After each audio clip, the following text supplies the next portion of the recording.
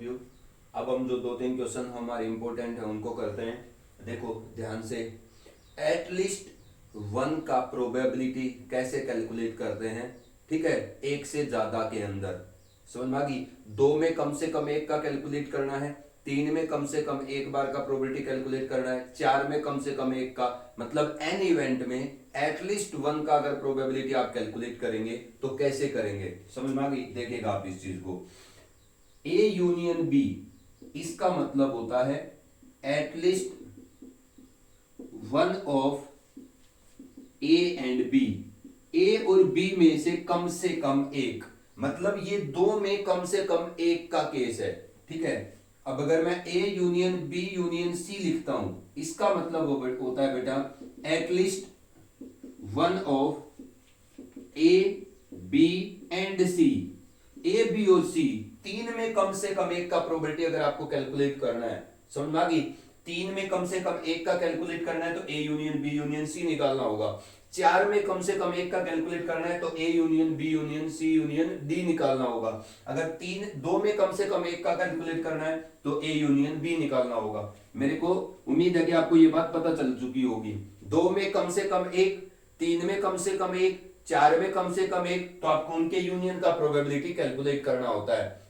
अब समझो तुम इस चीज को, ये क्या कहता है, जो फर्स्ट क्वेश्चन है उससे आपको क्या बता रहा है वो, two balls are drawn from an urn containing two white three red four black ball.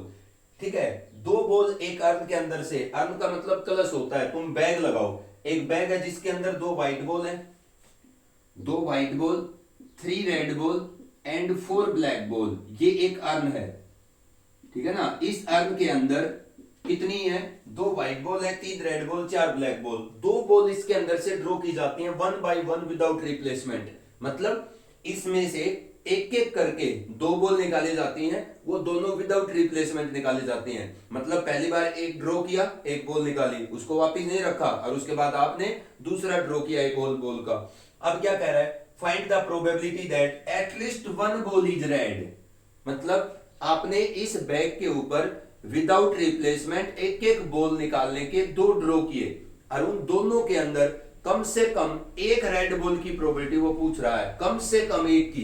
तो दो ड्रॉ के अंदर आपको मैक्सिमम कितनी रेड बॉल मिल सकती है, तो इसका मतलब दो के अंदर कम से कम एक का केस आपको कैलकुलेट करना है। तो इसका मतलब required probability, probability of at least one ball is red, at least one ball is red, समझ में आई। At least one ball is red, इसका मतलब R1 यूनियन R2, मतलब दो बॉल इसके अंदर से आपने कैलकुलेट, दो बॉल ड्रा करनी है एक एक करके, तो आपने दो बॉल अगर एक एक करके ड्रा करनी है तो दो ड्रॉ करोगे ना, तो उन दो ड्रा के अंदर कम से कम एक बार रेड बॉल आनी चाहिए, इसकी प्रोबेबिलिटी निकालनी है। तो इसका मतलब दो में कम से कम एक का केस है, मतलब R1 R2, मतलब दोनों रेड बॉल के अंदर, R1 का मतलब पहले ड्रॉ में रेड बॉल, R2 का मतलब दूसरे ड्रॉ में रेड बॉल। अब दोनों ड्रॉ के अंदर मैक्सिमम दो रेड बॉल आ सकती हैं, तो कम से कम दो ड्रॉ में एक रेड बॉल का प्रोबेबिलिटी क्या होगा, probability of R1 union R2। इस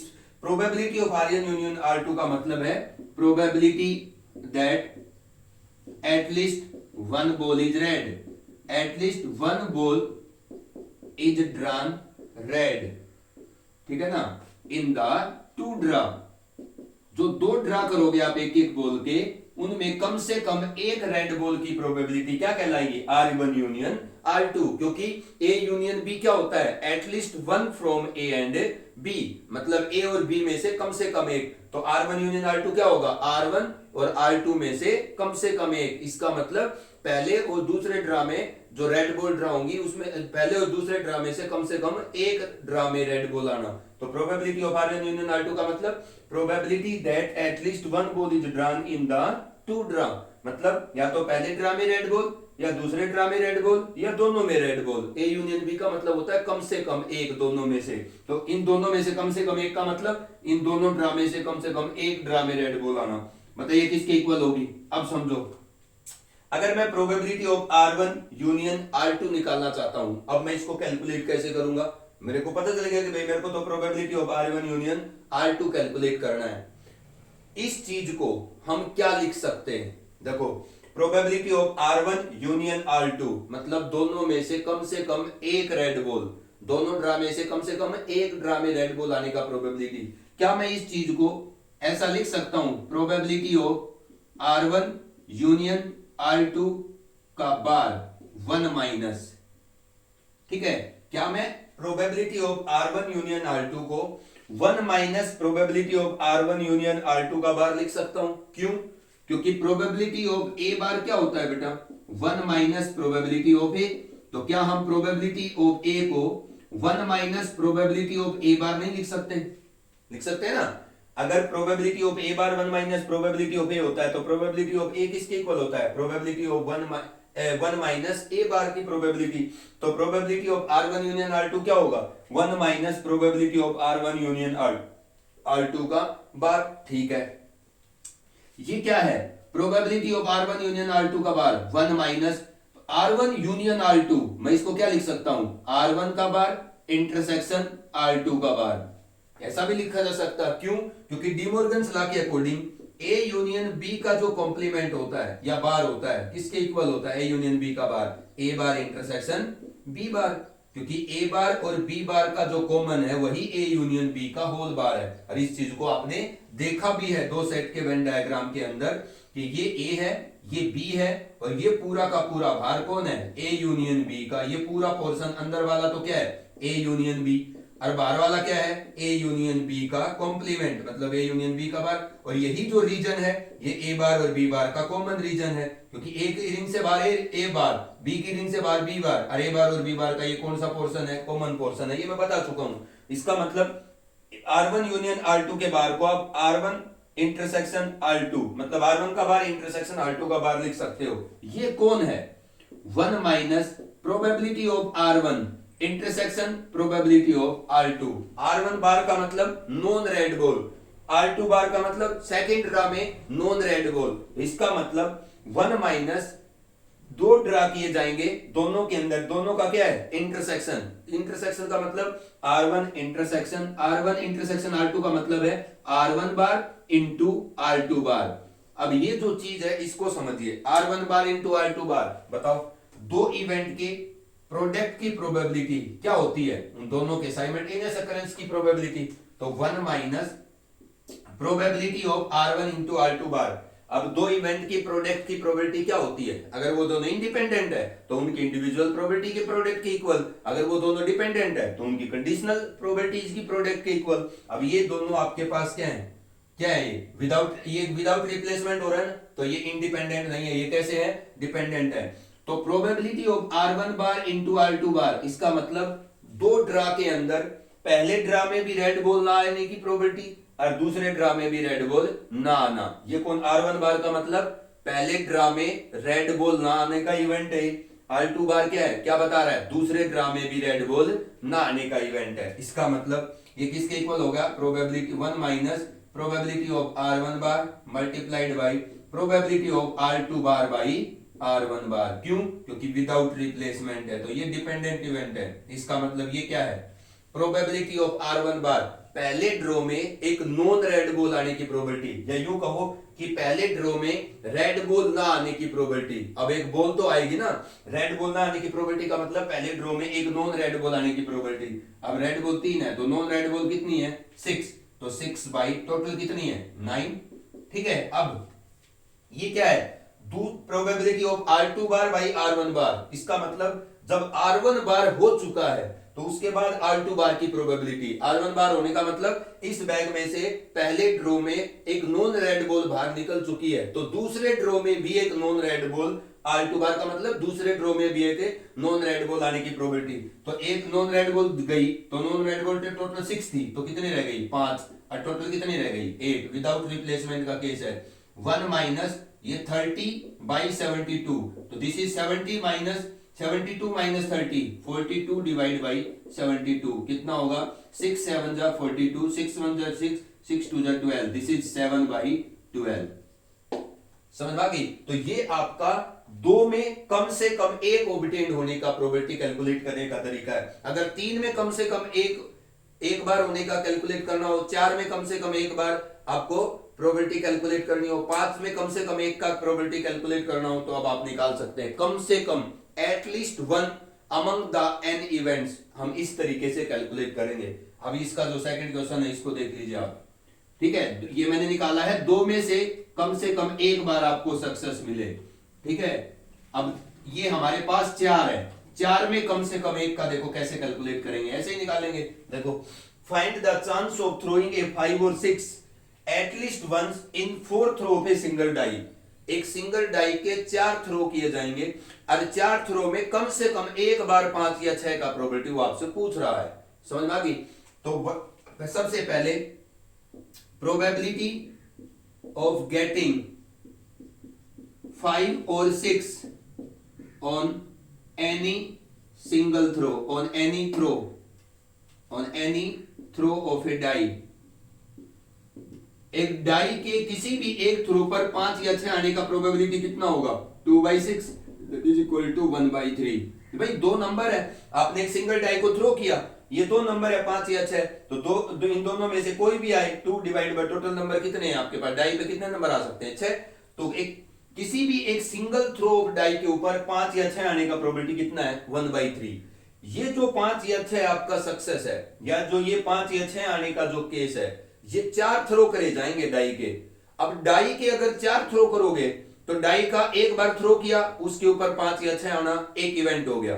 ठीक है, एक थ्रो पर 5 या 6 आना हमारा एक इवेंट हो गया। अगर आपने डाई के 4 थ्रो करे तो चारों के चारों थ्रो में 5 या 6 का आना अगर आपका एक इवेंट है, तो ये चारों इवेंट क्या होंगे? इंडिपेंडेंट होंगे। डाई के चारों थ्रो क्या है? इंडिपेंडेंट है। पहली बार 5 या 6, दूसरी बार 5 या 6, तीसरी बार 5 या 6, चौथी बार 5 या 6। हो सकता है सबकी बार ना आए। हमसे वो क्या कह रहा है कि डाई के 4 थ्रो करे जाएंगे। ठीक है, तो उन 4 थ्रो में कम से कम एक बार 5 या 6 का प्रोबेबिलिटी कैलकुलेट करिए। तो डाई के 4 थ्रो बेटा इंडिपेंडेंट है। ठीक है, तो उनके अंदर 5 या 6 आने का इवेंट भी क्या होगा? इंडिपेंडेंट होगा। चारों थ्रो आपके एक्सपेरिमेंट के क्या है? इंडिपेंडेंट। ठीक है, तो आपके ये जो इवेंट होंगे ये भी चारों क्या होंगे? इंडिपेंडेंट होंगे। 5 या 6 का आना अगर इवेंट है तो ये इंडिपेंडेंट होंगे जितनी बार भी आता है। अब हमें क्या कैलकुलेट करना है कि 4 थ्रो में कम से कम एक बार 5 या 6 मिले। समझ आ गई? तो 4 थ्रो में कम से कम एक बार रिक्वायर्ड प्रोबेबिलिटी, हमारी रिक्वायर्ड प्रोबेबिलिटी क्या होगी? 4 में कम से कम एक बार 5 या 6। तो एक बार 5 या 6 आने का इवेंट मैं क्या मान लेता हूं? क्या मान लेता हूं? ए। तो 4 में ए हमारा क्या है? सक्सेस है। ए इवेंट मैंने क्या मान लिया? किसी भी एक थ्रो में 5 या 6 का आना ए इवेंट है।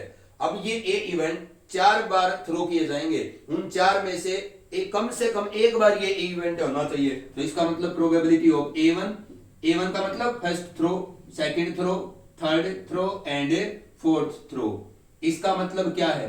A1 union A2 union A3 union A4। इसका मतलब है फर्स्ट, सेकंड, थर्ड और फोर्थ, इन 4 थ्रो के अंदर कम से कम एक बार ए इवेंट का अकरेंस। समझना? एक इवेंट क्या है?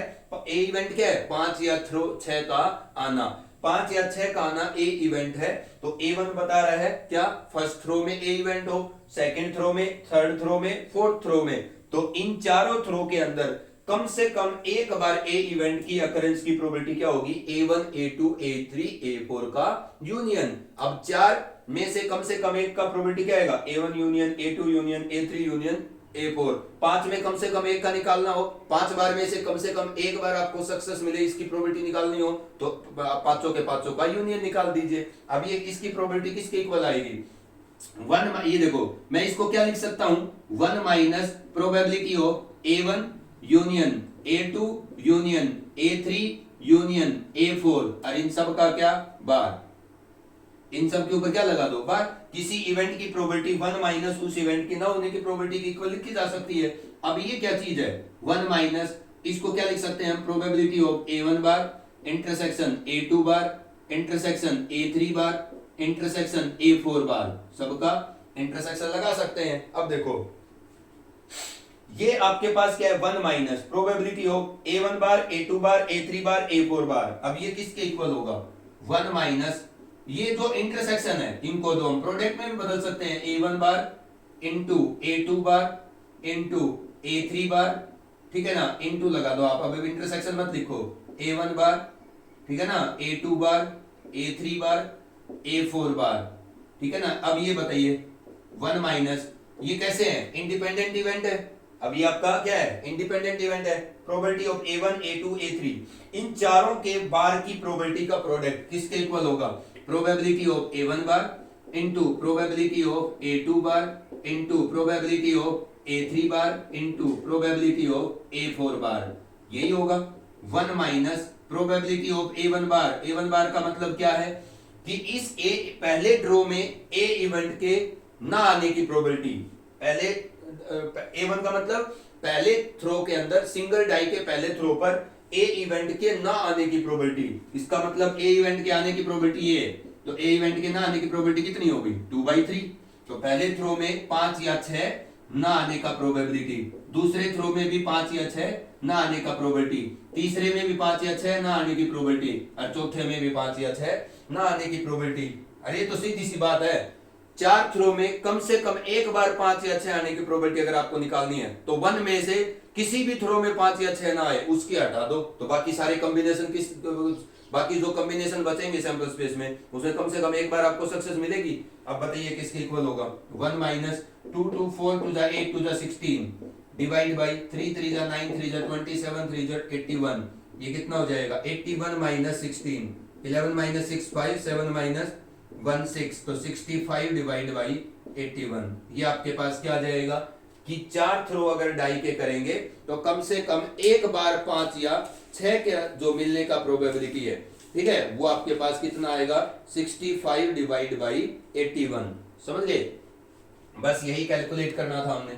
अब एक क्वेश्चन और रह गया है, उसको देखो अब आप, ठीक है। तो ये 2 में कम से कम एक बार, 3 में कम से कम एक बार, ठीक है। एन इवेंट में अगर कम से कम एक बार की प्रोबेबिलिटी निकालनी है, ठीक है, तो आपको उन एन के एन का यूनियन कैलकुलेट कर देना है, और वो निकालने का तरीका ये है आपके पास।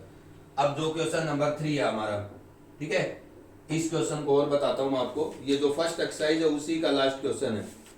ए coin is tossed until a head appear, a coin is tossed, a coin is tossed until a head appear, until a head appear, a coin is tossed until a head appear or it has been tossed 3 times, या फिर or it until it has been tossed, or until it has been tossed, it has been tossed, it has been tossed 3 times, और until it has been tossed 3 times। अब वो क्या कहता है, given that head does not occur on the first toss, given that मतलब ये हो चुका है, given that head does not occur, head does not occur on the first toss, given that head does not occur on the first toss,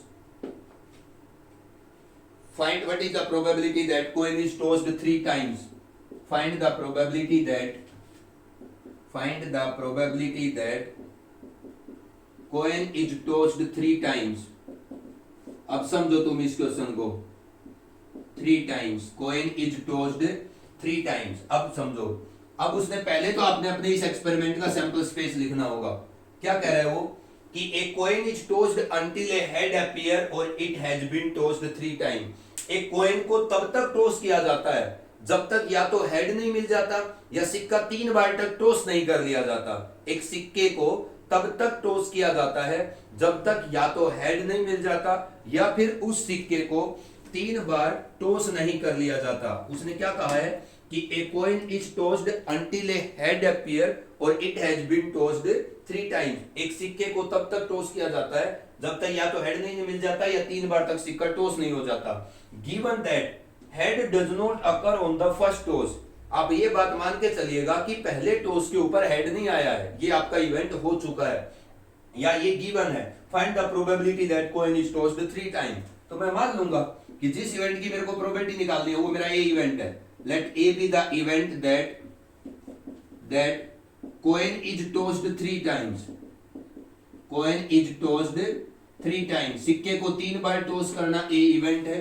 and let B be the event that, जो हो चुका है उसको हमेशा B event मानते हैं, ठीक है। B be the event that coin does not occur on the first toss, head does not occur on the first toss, head does not occur on the first toss, पहले toss पे head नहीं आया है, उसको मैंने B event मान लिया है। अब हमारे एक्सपेरिमेंट का हम पहले तो लिखेंगे सैंपल स्पेस। अब इसमें एक खासियत है, ध्यान से जानना, आपका एक्सपेरिमेंट क्या है, एक सिक्के को तब तक टॉस किया जाता है जब तक या तो हेड नहीं आ जाता या सिक्का 3 बार तक टॉस नहीं कर लिया जाता। मतलब मैक्सिमम सिक्के को 3 बार टॉस किया जाएगा और उन 3 टॉस के अंदर, ठीक है, हेड की अकरेंस का केस देखा जाएगा। अब अगर मैं तुमसे कहूं कि 3 बार सिक्का टॉस कर सकते हो, ठीक है ना, समझना, इस सिक्का मैक्सिमम कितनी बार टॉस कर सकते हो, 3 बार, मतलब 3 से ज्यादा थ्रो नहीं करेंगे आप सिक्के के, ठीक है, समझ आ गई। और आपका सक्सेस क्या है, हेड का आना। तो अगर मैं कहूं 3 ट्रायल कर सकते हो और आप हेड देखो कि कितनी बार से कितनी बार आ सकता है 3 टॉस के अंदर, 3 से ज्यादा आप टॉस नहीं कर पाओगे, ठीक है।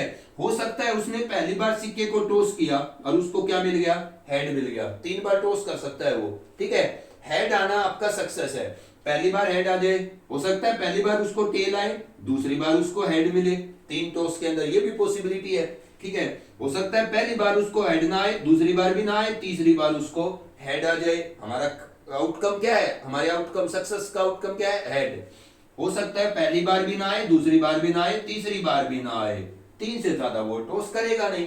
अब 3 टॉस के अंदर हेड का अकरेंस ऐसे ऐसे हो सकता है, समझ आई, एक सिक्के के मैक्सिमम 3 टॉस कर सकते हो आप। तो 1 से लेके 3 टॉस अगर कोई मैं सिक्के के करता है तो हेड की अकरेंस के केस यही होंगे कि मान लीजिए उसने 1 टॉस किया, उसी टाइम पर हेड आ गया, समझ में आ गई। या फिर ऐसा हो सकता है कि पहली बार टॉस किया, हेड नहीं आया, दूसरी बार आ गया, या 2 बार टॉस किया, नहीं आया, तीसरी बार आ गया, या हो सकता है उसने तीनों के तीनों बार सिक्के को टॉस किया और कभी भी नहीं आया। क्या 3 टॉस के अंदर इससे ज्यादा कोई पॉसिबिलिटी है हेड की, नहीं। सिक्के को तब तक टॉस किया जाता है जब तक या तो हेड नहीं आ जाता या फिर सिक्का 3 बार तक मैक्सिमम टॉस नहीं हो जाता। ये आपका एक्सपेरिमेंट का सैंपल स्पेस है। अब ए इवेंट क्या है कि कोइन इज टॉस्ड 3 टाइम्स। तो इस सैंपल स्पेस में से ए को सपोर्ट करने वाले कौन कौन है, जिसमें सिक्का 3 बार टॉस हुआ है। सिक्का 3 बार टॉस इन 2 केस में हुआ है, अरे इन दोनों केस के अंदर सिक्का क्या हुआ है, 3 बार टॉस हुआ है। बी इवेंट को सपोर्ट करने वाले कौन कौन है, बताइए। बी इवेंट क्या है, B event head does not occur on the first toss. इन चारों केस में जिस केस के अंदर पहले टॉस पे हेड नहीं है वो सारे बी को सपोर्ट करते हैं। इसमें पहले टॉस पे हेड नहीं है, इसमें भी पहले टॉस पे हेड नहीं है और इसमें भी पहले टॉस पे हेड नहीं है।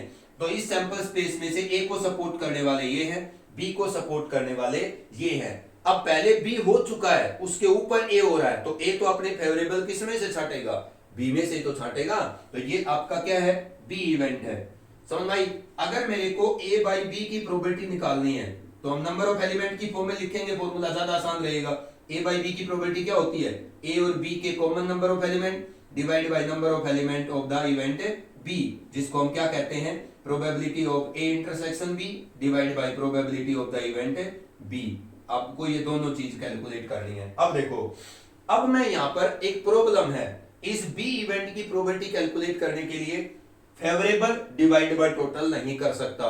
मतलब इसके अंदर 3, इसके अंदर कितने हैं, 4। तो बी इवेंट की प्रोबेबिलिटी यहां number of element of the event B divide by number of element of the sample space है, नहीं कर सकते हम। यही इसमें सीखना है। क्यों, क्योंकि ये जो आपके पास एक्सपेरिमेंट का सैंपल स्पेस है ये क्या नहीं है, सिमेट्रिक नहीं है अपने सैंपल पॉइंट्स की फॉर्म में। यहाँ पर ये एक सिक्के का 1 टॉस है, ये 2 टॉस है, ये 3 टॉस है, ये भी 3 टॉस है। तो इसका मतलब ये जो आपके एक्सपेरिमेंट का सैंपल स्पेस है ये क्या नहीं है, सिमेट्रिक नहीं है अपने सैंपल पॉइंट की फॉर्म में। तो जब एक्सपेरिमेंट का सैंपल स्पेस सिमेट्रिक ना हो, मतलब सैंपल स्पेस में सिमेट्रिक सैंपल पॉइंट ना हो, तब आप किसी एक्सपेरिमेंट, किसी इवेंट की प्रोबेबिलिटी, उसका जो सब पार्ट है या उस सैंपल स्पेस के किसी इवेंट की प्रोबेबिलिटी जो सैंपल स्पेस अपने सैंपल पॉइंट की रिस्पेक्ट में सिमेट्रिक नहीं है, उसके किसी सैंपल पॉइंट की या किसी इवेंट की प्रोबेबिलिटी निकालने के लिए फेवरेबल डिवाइड बाय टोटल नहीं करेंगे आप, ये बात ध्यान रखना।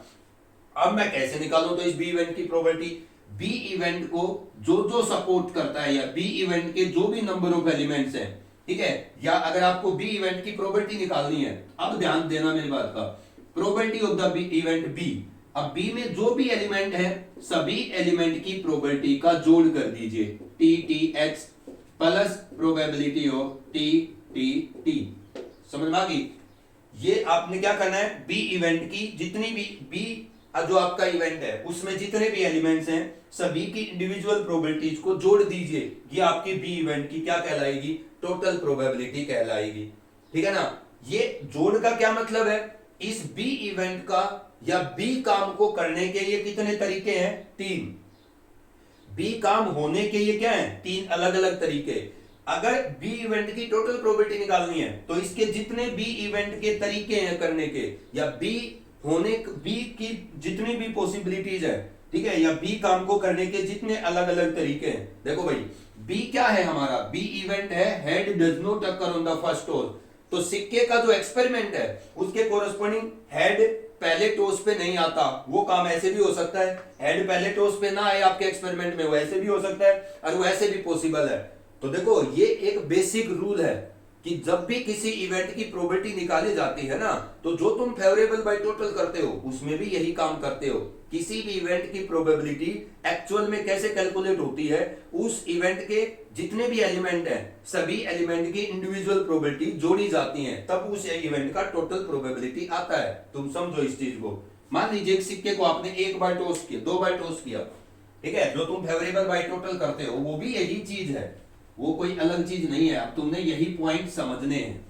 अब ये कॉन्सेप्ट कहां काम आता है, जब एक्सपेरिमेंट के रिस्पेक्ट में आपका जो सैंपल स्पेस है वो सिमेट्रिक नहीं है सैंपल पॉइंट की फॉर्म में, तब हम फेवरेबल बाय टोटल नहीं करेंगे। जब देखो अगर एक सिक्के को 2 बार टॉस करोगे तो क्या आएगा, 2x ht tx और tt। समझ में आ गई? अब यहां पर मैं एक इवेंट डिफाइन करता हूं एटलीस्ट ना, यहां पर जो आपके पास ये क्या है, एक सिक्के के 2 टॉस का सैंपल स्पेस है। अब मैं एक इवेंट डिफाइन करता हूं यहां पर, let A be the event, let A be the event of getting exactly one tail, exactly getting one tail. मतलब एक सिक्के के 2 टॉस के अंदर, एक सिक्के के 2 टॉस में, ठीक है, एक टेल मिलने का प्रोबेबिलिटी, एक टेल मिलना आपका ए इवेंट है। अगर मैं इस ए इवेंट के फेवरेबल एलिमेंट लिखता हूं, कितने आएंगे, ht एक टेल या फिर tx। एक सिक्के के अगर 2 टॉस करोगे तो उन 2 टॉस के अंदर एक टेल का प्रोबेबिलिटी क्या होगा, एक टेल का इवेंट ए है। ठीक है ना? मतलब एक सिक्के के 2 टॉस किए, उन 2 टॉस के अंदर ए इवेंट हमारा क्या है जिसकी प्रोबेबिलिटी निकालनी है, दोनों में से कम एक टेल मिलना। मतलब एक सिक्के के 2 टॉस के अंदर क्या मिले, एक टेल मिले, इसका इवेंट ए बोला। तो इस ए इवेंट को कौन कौन सपोर्ट करता है, ht या tx।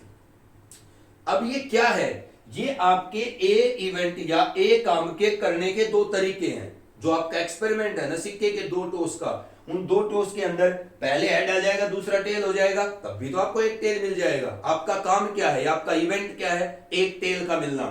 पहले सिक्के पे टेल आ जाएगा, दूसरी बार हेड आ जाएगा 2 थ्रो के अंदर, तब भी आपका काम हो जाएगा।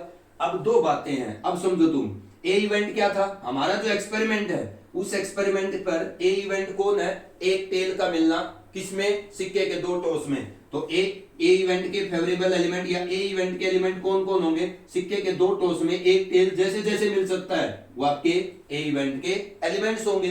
अब 2 तरीके से मैं इस ए इवेंट की प्रोबेबिलिटी निकाल सकता हूं। एक्चुअल में इस ए इवेंट की प्रोबेबिलिटी किसके इक्वल होगी, probability of ht plus probability of tx। ये वही केस है, समझ में आ गई? एक्चुअल में प्रोबेबिलिटी यही होती है इसकी, ht, प्रोबेबिलिटी ऑफ ht का मतलब probability of h into probability of t। अरे यही तो होगा, 2 चीजों के साइमल्टेनियस अकरेंस की प्रोबेबिलिटी, दोनों की प्रोडक्ट के बराबर, probability of t into probability of h। ये कितना हो गया, ये कितना है, 1/2।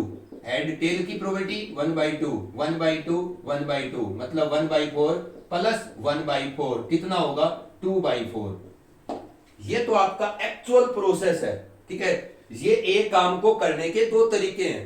ठीक है, तो किसी भी एक काम को करने के जितने तरीके होते हैं उनके नंबर ऑफ वेज का एडिशन होता है। तो एक काम को करने के जितने तरीके होते हैं, ठीक है, उस काम की प्रोबेबिलिटी निकालनी है तो उस काम को करने के जितने तरीके हैं ना, उन हर तरीकों की प्रोबेबिलिटी का जोड़ होता है। तो ये ए काम को करने के 2 तरीके हैं। इस ए की अगर प्रोबेबिलिटी निकालनी है तो ये ए काम को करने के दोनों तरीकों की प्रोबेबिलिटी का जोड़ आपके ए काम की टोटल प्रोबेबिलिटी आएगी। यही बेसिक प्रोसेस है। अब 2/4 आया ना, अब तुम वैसे निकालते तो क्या आता, ये तो आपका एक्सपेरिमेंट का सैंपल स्पेस सिमेट्रिक है ना, अपने एलिमेंट्स की फॉर्म में ये तो सिमेट्रिक है। अब यहाँ पर ये इवेंट क्या है, गेटिंग वन टेल, एक सिक्के के दो टॉस में एक टेल मिलने का प्रोबेबिलिटी, तो number of favourable element divide by total number of element. Favourable कितने हैं, 2, टोटल कितने हैं, 4। लेकिन ये फेवरेबल बाय टोटल वहां करते हैं हम डायरेक्टली जब एक्सपेरिमेंट का सैंपल स्पेस अपने पॉइंट्स, अपने सैंपल पॉइंट्स की फॉर्म में सिमेट्रिक हो और फिर उसके किसी सबसेट की प्रोबेबिलिटी निकालनी हो। जब आपके एक्सपेरिमेंट का सैंपल स्पेस क्या हो, अपने पॉइंट्स की फॉर्म में सिमेट्रिक हो, फिर उस सैंपल स्पेस के किसी इवेंट या सबसेट की प्रोबेबिलिटी निकालनी हो। अरे इवेंट क्या होता है, इवेंट एक्सपेरिमेंट का जो सैंपल स्पेस होता है उसका सबसेट होता है। तो जब आपके एक्सपेरिमेंट का जो सैंपल स्पेस है वो अपने सैंपल पॉइंट की फॉर्म में सिमेट्रिक है, तो उसके किसी सबसेट इवेंट की प्रोबेबिलिटी अगर आपको कैलकुलेट करनी है तो फेवरेबल बाय टोटल तभी करिएगा जब आपके एक्सपेरिमेंट का सैंपल स्पेस अपने सैंपल पॉइंट्स या अपने एलिमेंट्स की फॉर्म में सिमेट्रिक दिया हो। समझ गए। अगर अनसिमेट्रिक है तो फिर उस सैंपल स्पेस के किसी सबसेट इवेंट की प्रोबेबिलिटी कैलकुलेट करने के लिए आपको उस सबसेट इवेंट की प्रोबेबिलिटी के लिए उस सबसेट इवेंट में जितने भी एलिमेंट हैं सभी की अपनी इंडिविजुअल प्रोबेबिलिटीज का जोड़ करना होगा। और उसके बाद प्रोडक्ट की प्रोबेबिलिटी का फॉर्मूला हमने प्रोडक्ट या मल्टीप्लिकेशन लॉ पढ़ लिया है। अब ये समझ में आ गई। अब ये आपका प्रोबेबिलिटी ऑफ इवेंट बी कहलाएगा। ये कितना है, 1/4, क्योंकि 1/2 इंटू 1/2 ये कितना है, 1/8 प्लस 1/8, तो कितना हो जाएगा 2/8, 1/4 प्लस 1/4 दैट इज 1/2। टोटल इतना ही आएगा। अब ए इंटरसेक्शन बी का प्रोबेबिलिटी निकालना होगा, तो बताइए number of element in A intersection B set. A intersection B के अंदर कितने नंबर ऑफ एलिमेंट आएंगे, ये बी को सपोर्ट करने वाले। अब वो नंबर ऑफ एज निकालिए जिसमें ए और बी दोनों हो सके। ए और बी दोनों में क्या है, TTH TTT, तो इसका मतलब TTH और TTT, ये आपका ए इंटरसेक्शन बी है। अब इस ए इंटरसेक्शन बी इवेंट की प्रोबेबिलिटी अगर मैं निकालूंगा तो ये इस सैंपल स्पेस का सबसेट है। तो लेकिन सैंपल स्पेस, अगर सैंपल स्पेस अपने सैंपल पॉइंट में सिमेट्रिक नहीं है तो इसके किसी सबसेट इवेंट की प्रोबेबिलिटी निकालने के लिए फेवरेबल बाय टोटल मैं नहीं कर सकता। फिर मैं अपना एक्चुअल प्रोसेस से उस सबसेट इवेंट की प्रोबेबिलिटी कैसे निकालूंगा, उस सबसेट इवेंट के अंदर जितने भी सैंपल पॉइंट है उनकी इंडिविजुअल प्रोबेबिलिटीज को जोड़ दूंगा। ये 1/8 प्लस 1/8 2/8 दैट इज 1/4। समझ में आई। अब आप कैलकुलेट कर दीजिए probability of A intersection B. 1/4, ये बी 1/2 दैट इज 2/4। 2/4 का मतलब बेटा 1/2। ध्यान दीजिएगा इस चीज का, समझ गए। अब भी किसी को ना पता चला हो तो पूछ सकता है, this is a very important concept. ठीक है, इसमें गच्चे खा जाओगे तुम। एक्चुअल प्रोसेस यही होता है। दो चीजें होती हैं, अगर किसी एक्सपेरिमेंट का सैंपल स्पेस अपने सैंपल पॉइंट की फॉर्म में सिमेट्रिक है, अपने सैंपल पॉइंट के रिस्पेक्ट में अगर किसी एक्सपेरिमेंट का सैंपल स्पेस सिमेट्रिक है तो ऐसे सैंपल स्पेस के किसी सबसेट इवेंट की प्रोबेबिलिटी निकालनी है, ठीक है, तो फेवरेबल डिवाइड बाय टोटल। लेकिन अगर किसी एक्सपेरिमेंट का सैंपल स्पेस अपने सैंपल पॉइंट के रिस्पेक्ट में सिमेट्रिक नहीं है तो ऐसे सैंपल स्पेस के किसी सबसेट इवेंट की प्रोबेबिलिटी निकालनी है तो आपको उस सबसेट इवेंट की प्रोबेबिलिटी निकालने के लिए फेवरेबल बाय टोटल नहीं करना है, अपनी बेसिक प्रोसेस से जाना है उस सैंपल स्पेस के सबसेट इवेंट की जिसकी प्रोबेबिलिटी निकालनी है। ठीक है, उसके जितने भी सैंपल पॉइंट है या उसके जितने भी एलिमेंट है उनकी इंडिविजुअल प्रोबेबिलिटीज को जोड़ दीजिए, आपके उस सबसेट इवेंट की प्रोबेबिलिटी आ जाएगी। समझ में आ गई। यही हमारे पास 3 क्वेश्चन थे, अब आपने कर लेना है। 15.3 तक काम कंप्लीट हो जाना चाहिए।